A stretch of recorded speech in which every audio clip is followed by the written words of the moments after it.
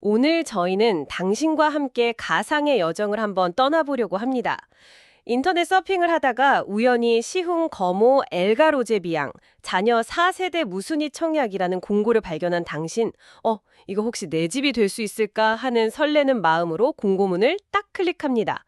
그런데 화면을 가득 채운 그 빼곡한 글씨랑 낯선 용어들, 이거 다 읽어야 하나 좀 막막하시죠? 바로 그 첫 페이지부터 마지막 장의 아주 작은 글씨까지 저희가 당신의 가이드가 되어서 함께 읽어 내려가 보겠습니다. 네. 오늘 우리가 분석할 이 공고는요, 단순한 아파트 분양 정보가 아닙니다. 흔히 줍줍이라고 불리는 무순위 사후 청약이죠. 이건 뭐냐면 최초 계약이랑 예비 당첨자 계약까지 모두 끝났는데도 주인을 찾지 못한 정말 마지막으로 나온 물량이에요. 그래서 청약 통장도 필요 없고 자격 조건도 훨씬 덜 까다로워서 많은 분들한테는 이게 기회처럼 보입니다. 하지만 바로 그 점 때문에 놓치기 쉬운 함정 그리고 책임도 분명히 숨어 있습니다. 오늘 저희는 그 기회의 이면과 현실적인 조건들을 한번 낱낱이 파헤쳐 볼 겁니다. 좋습니다. 그럼 그 여정의 첫걸음, 가장 기본적인 정보부터 시작해야겠죠? 정확히 어떤 아파트에 몇 세대가 우리를 기다리고 있는 건가요? 대상은 시흥거모 엘가 로제비앙 아파트입니다. 위치는 경기도 시흥시 시흥거모 공공주택지구 B-6 BL이고요. 전체 480세대 대단지인데 이번에 나온 건 이제 미계약된 자녀 4세대입니다. 단 4세대요. 와, 전국에서 다 덤벼들 텐데 이거 정말 바늘구멍이겠네요. 층수나 평형은 어떤가요? 이것도 뭐 선택할 수 있는 건가요? 아니요. 평형은 전용 면적 61.9953제곱미터, 우리가 흔히 61 타입이라고 부르는 단일 평형이고요. 방 3개 구조라 가장 선호도가 높은 타입 중 하나죠. 그리고 나온 4세대의 층수가 제각각입니다. 1층, 2층, 그리고 5층 이렇게 좀 다양하게 나왔어요. 보통 로열층을 선호하시지만 저층은 또 가격이 가장 저렴하다는 장점이 있죠. 물론 어떤 동호수에 당첨될지는 100% 무작위 추첨이라 우리가 선택할 수는 없습니다. 그렇군요. 그럼 당첨되면 언제쯤 입주하게 되나요? 입주 예정 시기는 2029년 1월입니다. 2029년 1월이요? 와, 지금으로부터 약 3년 뒤네요? 꽤 많이 남았네요. 요즘 아파트 공사 기간이 보통 이 정도 걸리나요? 아니면 좀 긴 편인가요? 3년이라는 시간이면 그 사이에 시장 상황이 또 어떻게 변할지 모른다는 불안감도 있을 것 같은데요. 네, 정확한 지적입니다. 통상적인 공사 기간이긴 한데 3년이라는 시간은 분명 변수죠.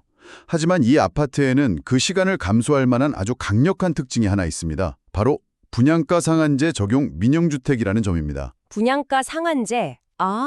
들어봤어요. 말 그대로 분양가에 상한선이 있다는 뜻인데 이게 왜 그렇게 중요한가요? 이게 주변 시세보다 저렴하게 가격이 책정되었다는 가장 확실한 증거이기 때문이거든요. 제가 참고 삼아서 이 지역 주변에 비슷한 연식하고 평형 아파트 시세를 좀 찾아봤는데요. 현재 대략 한 5억 5천만 원 선에서 실거래가 형성되어 있습니다. 그런데 이번에 나온 엘가 로제비앙의 최고 분양가가 4억 5천만 원이 채 안 돼요. 잠깐만요. 그럼 계산을 해보면 현 시점 기준으로만 봐도 당첨만 되면 약 1억 원의 시세 차익을 그냥 안고 시작한다는 거네요. 물론 3년 뒤 시작은 아무도 모르지만 시작점 자체가 다르다는 건 엄청난 이점인데요. 바로 그겁니다. 이게 분양가 상한제의 위력이죠. 하지만 세상에 공짜는 없잖아요. 이런 혜택을 주는 대신 정부가 내건 조건이 바로 전매 제한입니다. 공고문을 보면 최초 당첨자 발표일로부터 3년간 전매, 즉 집을 팔 수가 없습니다. 시세 차익만 노리는 단기 투기를 막겠다는 거죠. 3년 전매 제한. 1억 원의 안전마진에 대한 대가라고 볼 수 있겠군요. 그런데 공고문에 보니까 예외 조항도 있네요. 소유권 이전 등기를 완료하면 그 시점에 전매 제한이 해제된 것으로 본다. 이건 무슨 뜻이죠? 그건 예를 들어서 입주 시점인 2029년 1월에 잔금을 모두 치르고 내 이름으로 등기를 마쳤다고 해보죠. 그러면 최초 당첨자 발표일로부터 3년이 아직 안 지났더라도 그 등기 시점에 전매 제한이 풀린다는 의미입니다. 그러니까 실거주 목적이라면 사실상 큰 제약은 아니라고 볼 수 있는 거죠. 알겠습니다. 1억 원의 잠재적 시세 차익. 이 말 한마디에 갑자기 이 4세대가 완전 달라 보이네요. 자, 그럼 이제 가장 중요한 질문으로 넘어가 보죠. 이 엄청난 경쟁에 뛰어들 자격, 과연 나에게도 있을까요? 자격 요건은요, 놀랄 만큼 간단합니다. 입주자 모집 공고일인 2026년 1월 16일을 기준으로 전국에 거주하는 무주택 세대 구성원이라면 끝입니다. 전국 거주, 서울에 살든 부산에 살든 상관없다는 거네요. 그리고 가장 파격적인 조건, 바로 청약 통장에 있든 없든, 가점이 0점이든 84점 만점이든 전혀 상관없이 신청할 수 있다는 점. 이건 정말 뭐랄까 청약 시장의 패자부활전 같은 느낌인데요. 심지어 세대주가 아니라 세대원도 신청할 수 있고요. 맞습니다. 그래서 기회의 장이라고 불리는 거죠. 하지만 여기서 많은 분들이 실수하는 지점이 바로 무주택 세대 구성원의 범위입니다. 단순히 신청하는 나만 집에 없으면 된다, 이렇게 생각하면 큰 오산입니다. 아, 그게 그렇게 간단한 문제가 아니군요. 정확히 어디까지를 한 세대로 보는 건가요? 신청자 본인은 기본이고요. 배우자, 그리고 신청자나 배우자와 같은 주민등록 등본에 올라있는 직계 존속, 즉 부모님이나 할머니, 할아버지, 그리고 직계 비속인 아들, 딸, 손자, 손녀까지 이 구성원 전원이 주택을 소유하지 않아야 합니다. 만약에 등본상 함께 사는 아버님 명의로 작은 빌라가 하나라도 있다면 나는 자격이 안 되는 겁니다. 와, 범위가 생각보다 훨씬 넓네요. 우리 집 등본에 누가 있는지부터 다시 확인해 봐야겠습니다. 그럼 반대로 이런 조건에 다 맞아도 절대 신청하면 안 되는 사람들도 있겠죠. 그럼요. 공고문에 명확히 명시되어 있습니다.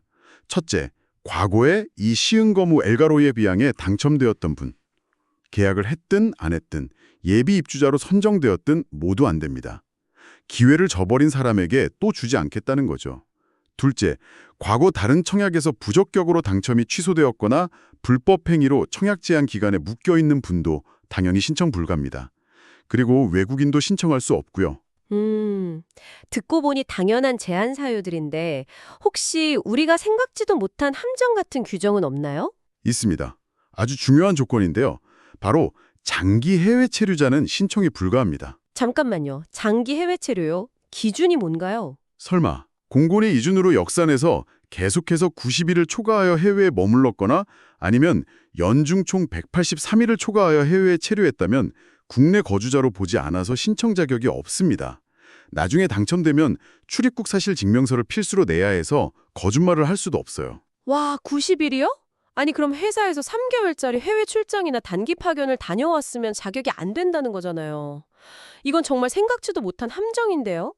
이런 규정은 대체 왜 있는 건가요? 이 제도의 취지 자체가 국내에 거주하는 무주택자에게 주택을 공급하는 것이기 때문에 장기간 해외 생활 기반을 둔 사람에게까지 혜택을 주는 건 불합리하다고 보는 거죠.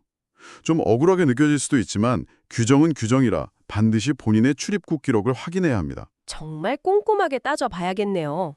자, 이 모든 관문을 통과해서 자격이 된다고 가정해 봅시다. 다음 어들은 역시 돈 문제겠죠? 그래서 얼마를 어떻게 준비해야 합니까? 층별로 가격이 조금씩 다른데요. 가장 저렴한 1층이 4억 1,710만 원, 2층이 4억 2,870만 원, 그리고 가장 비싼 5층이 4억 4,950만 원입니다. 대략 4억 초중반대라고 보시면 됩니다. 4억 중반. 그럼 이 돈을 한 번에 내는 건 아닐 테고 자금 흐름을 좀 자세히 짚어주시죠. 계약금은 보통 얼마나 필요한가요? 자금 계획의 첫 단추는 계약금입니다. 총 분양가의 5%인데요. 좀 특이하게 두 번에 나눠냅니다. 당첨되고 계약서 쓸 때 일단 1,000만 원을 내고요. 계약 후 30일 안에 나머지 금액을 내는 방식입니다. 대략 2천만 원 초반대의 현금이 계약 시점에 필요하다고 보시면 돼요. 알겠습니다. 그럼 가장 큰 덩어리인 중도금 60%는 어떻게 해결하나요? 이게 거의 2억 5천만 원이 넘는 돈인데요. 여기서 중도금 이자 후불제 조건으로 대출을 알선해줄 예정이라는 문구가 등장합니다. 이자 후불제는 대출 이자를 당장 내는 게 아니라 입주할 때 잔금과 함께 한꺼번에 정산하는 방식이라서 당첨자의 초기 자금 부담을 덜어주죠. 방금 알선이라는 표현을 쓰셨는데 아까부터 그 단어가 좀 마음에 걸리네요. 보장이 아니라 알선이다. 이건 마치 우리가 속에는 시쳐주는데 둘이 잘 될지는 나도 몰라 이런 느낌인데요. 여기에 숨은 진짜 위험은 뭔가요? 아주 날카로운 지적입니다. 그게 바로 이 공고문에서 가장 중요한 함정일 수 있습니다. 알선은 말 그대로 은행을 연결해주는 역할만 할 뿐 대출 실행을 보장하지는 않는다는 뜻입니다. 만약 3년 사이에 정부의 부동산 정책이 바뀌어서 DSR 같은 대출 규제가 강화되거나 개인의 신용 점수가 하락하거나 소득이 줄어드는 등 예상치 못한 변수로 은행에서 대출을 거절할 수 있습니다. 만약에 그런 최악의 상황이 오면 어떻게 되는 거죠? 대출이 안 나오니 계약을 취소해 주세요. 이게 가능한가요? 절대 불가능합니다. 공고문에 대출 불가 사유는 계약 해지 사유가 될 수 없다고 못을 박아놨습니다. 그 책임은 100% 계약자 본인에게 있고 수억 원에 달하는 중도금을 현금으로 마련해서 약속된 날짜에 내야 합니다. 그렇지 못하면 연체이자는 물론이고 결국 계약이 해지되고 계약금까지 날릴 수 있습니다. 와, 이건 정말 무서운 이야기네요. 제가 예전에 상담했던 분 중에 비슷한 경우가 있었어요. 다른 현장이었는데 당연히 중도금 대출이 나올 줄 알고 덜컥 계약을 하셨죠. 그런데 갑자기 정부 정책이 바뀌면서 대출 한도가 예상의 반토막이 난 겁니다. 결국 부족한 돈을 마련하지 못해서 정말 큰 공경에 처하셨습니다. 알선과 보장은 하늘과 땅 차이라는 걸 정말 뼈에 새겨야 합니다. 그 이야기까지 들으니까 정말 정신이 번쩍 듭니다. 본인의 자금 계획과 대출 가능성을 확실하게 점검한 사람만 도전해야겠네요. 자, 그 위험을 감수하고 좋아, 도전해보자 결심했다면 이제 뭘 해야 하죠?